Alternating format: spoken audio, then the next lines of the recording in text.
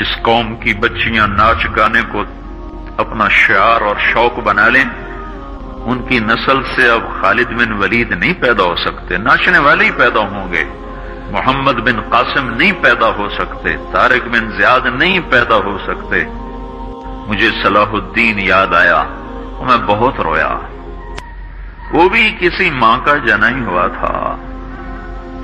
उसके जमाने में करक, एक हमारे पाकिस्तान में करक है, एक उर्दून में करक है।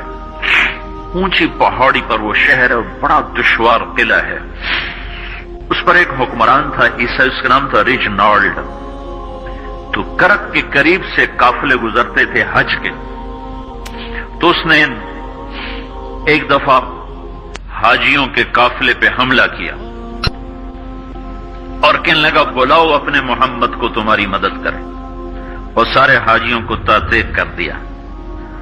और दूसरी दफा उसने बहरी बेड़ा तैयार किया और मदीने पर हमला करने के लिए वो बंदरगाह तक पहुंचा यम्बू की, लेकिन मौसमी हालात साजगार न थे तो वापस हो गया।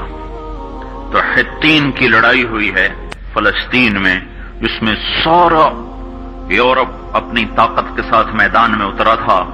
और इधर तन्हा सलाहुद्दीन अयूबी रहमतुल्लाह अलैह अकेला उस लश्कर से टकराया था और उन्हें उसमें सारी रोमन एम्पायर को शिकस्त हुई थी। तो बड़े बड़े बादशाह उसमें गिरफ्तार हुए। तो उसमें रिजनाल्ड भी गिरफ्तार होकर आया। तो कोई 12 बादशाह थे रियासतों के जो सामने उसके पेश किए गए। तो प्यास की शिद्दत से सबका बुरा हाल था। तो सलाहुद्दीन ने सबको पानी पेश किया, रिजनाल्ड को नहीं पेश किया। तो यरूशलेम का जो बादशाह था हमफरे, उसने अपना पानी बचा के उसको दिया। तो सलाहुद्दीन ने कहा, ये पानी तू दे रहा है, मैं नहीं दे रहा हूं। इस्लाम में यह है, जब किसी को पानी पिला दो तो उस पर तुम हाथ नहीं उठा सकते, ये अमन की निशानी है। तो सलाहुद्दीन ने फौरन उसे कहा, ये पानी तूने दिया, मैंने नहीं दिया। तो फिर उन्होंने रिजनाल्ड को इस्लाम की दावत दी कि तू मुसलमान हो जा, मैं तुझे दावत देता हूं। उसने इनकार कर दिया, मैं नहीं होता। तो उन्होंने कहा, मैंने तेरे कत्ल की 2 दफा कसम खाई थी। एक जब तू मदीने पे हमला आवर हुआ था तो मैंने कसम खाई थी मैं तुझे अपने हाथों से कत्ल करूंगा। और दूसरी दफा जब तुमने हाजियों पे हमला करके कहा था बुलाओ मोहम्मद को, तो मैंने कसम खाई थी कि मुझे अल्लाह ने मौका दिया तो मैं अपने हाथ से तेरी गर्दन उड़ाऊंगा। आज मोहम्मद का अदना गुलाम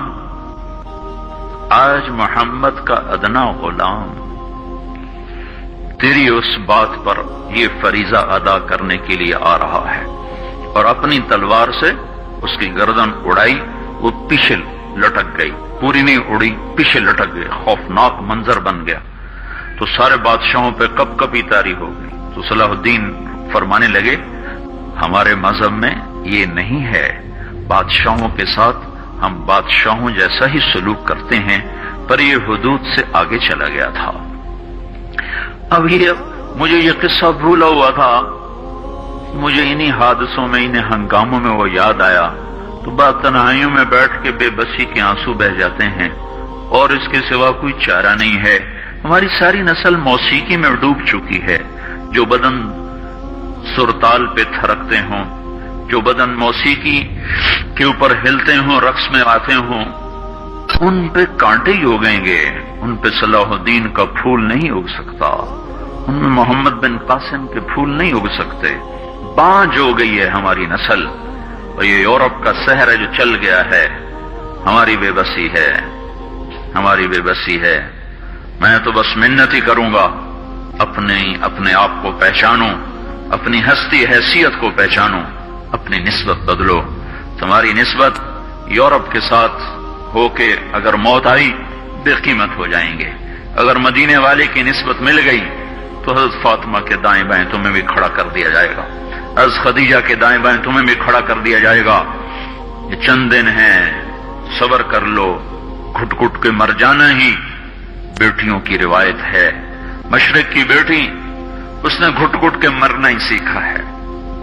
हाँ, ये आजादी, ये आवारगी, ये मगरिब की औरत का खासा है। اور 18ویں صدی تک مغرب میں بھی کوئی عورت ایسے ننگی نہ تھی، اور گھر کی زندگی تھی۔ دین کی بات پھیلانا صدقہ جاریہ ہے۔ ثواب کی نیت سے ویڈیو کو شیئر ضرور کیجیے۔ جزاک اللہ۔